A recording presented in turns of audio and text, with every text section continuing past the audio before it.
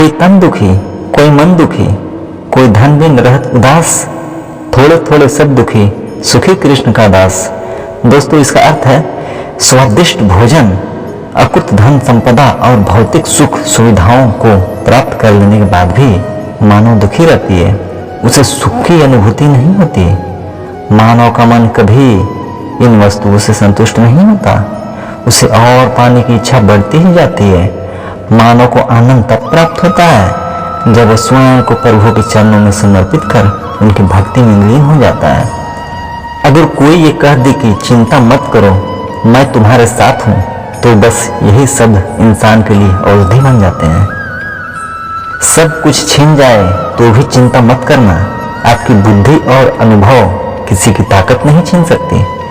कुदरत सबको हीरा ही बनाता है, बस जो घिसता है वही चमकता है। चिंता और चिता में केवल एक बिंदु का ही अंतर है, लेकिन चिता निर्जीव को जलाती है और चिंता जीवित को जलाती है।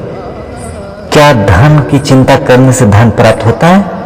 क्या भविष्य की चिंता करने से भविष्य ठीक हो जाती है? नहीं ना। इसलिए चिंता को अपने जीवन से त्याग दीजिए, क्योंकि चिंता चिता के समान होती है।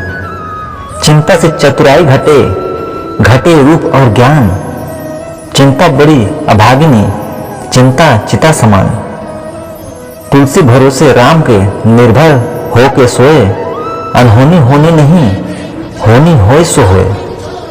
इस बात की चिंता छोड़ो कि कौन तुम्हें दुख पहुंचाता है या नफरत करता है, बल्कि चिंता उसकी करो जो तुम्हें प्यार करता है, क्योंकि खुशियां आपकी वहीं पर है। चिंता और चिंतन में अंतर। चिंता हमको जला देती है, परंतु चिंतन हमको प्रज्वलित कर देता है।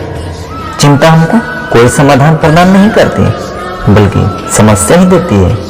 चिंतन समस्याओं का समाधान प्रदान करता है, जबकि चिंता जीवन को अंधेरे में धकेल देती है।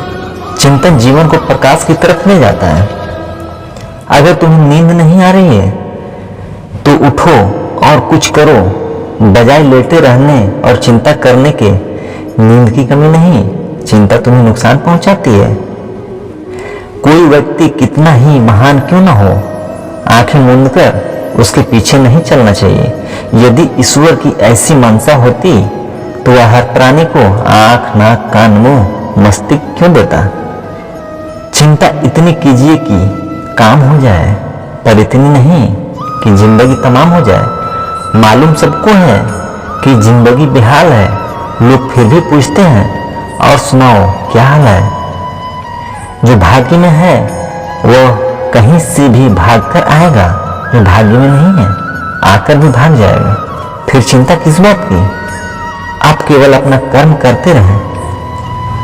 हमारे जीवन के दो प्रमुख शत्रु क्रोध और चिंता। क्रोध से विवेक का नाश होता है तो चिंता से मनोबल का। क्रोध से शांति का नाश होता है तो चिंता से सौंदर्य का। श्री कृष्ण ने अपने जीवन में कई बार उपदेश दिए हैं, जिसमें उन्होंने चिंता से दूर रहने की महत्वपूर्ण सीख दी है। उन्होंने कहा है कि चिंता करना हमारी समस्याओं का हल नहीं करता, बल्कि हमें और अधिक परेशान करता है। श्रीमद् भगवद गीता में श्री कृष्ण ने चिंता के विषय में बात की है। वे कहते हैं, जो कुछ भी हो रहा है वह अच्छा होने के लिए हो रहा है। उन्होंने समझाया है कि जीवन में आने वाली स्थितियों को स्वीकार करना और उन पर नियंत्रण रखना हमारी सद्गति के लिए महत्वपूर्ण है। श्री कृष्ण कहते हैं कि हमें चिंता करने की बजाय अपने कर्तव्यों का पालन करना चाहिए। जब हम अपने कर्तव्यों को सही ढंग से निभाते हैं तो चिंता और अशांति कम होती है और हमें आनंद और शांति की प्राप्ति होती है। इसलिए श्री कृष्ण कहते हैं कि हमें चिंता करने के बजाय कर्म में नियमित रहना चाहिए। इस प्रकार श्री कृष्ण ने चिंता करने की अपेक्षा अपने कर्तव्यों पर ध्यान केंद्रित की सलाह दी है। उनके अनुसार चिंता करने से हमारी समस्याएं नहीं हल होती, बल्कि हमें और परेशान करती है। इसलिए श्री कृष्ण की सलाह है कि हमें चिंता करने के बजाय अपने कर्तव्यों का पालन करना चाहिए और उन्हें ध्यान में रखना चाहिए।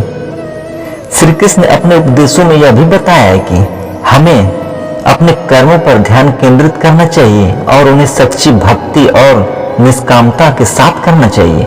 वे कहते हैं कि जब हम समर्पण और आस्था के साथ कर्म करते हैं तो ईश्वर हमारी चिंता और चर्चा करते हैं और हमें आवश्यक ज्ञान और सहायता प्रदान करते हैं।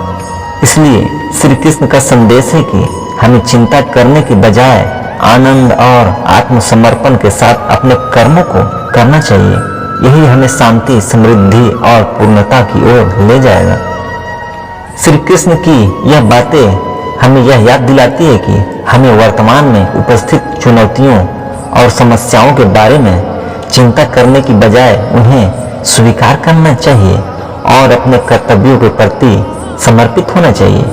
यदि हम सत्य, धर्म और न्याय के मार्ग पर चलते हैं और अपने कर्तव्यों को ईमानदारी से निभाते हैं तो हमें चिंता करने की कोई आवश्यकता नहीं होती है, क्योंकि ईश्वर हमारी देखभाल करेगा और समस्त समस्याओं का समाधान भी करेगा।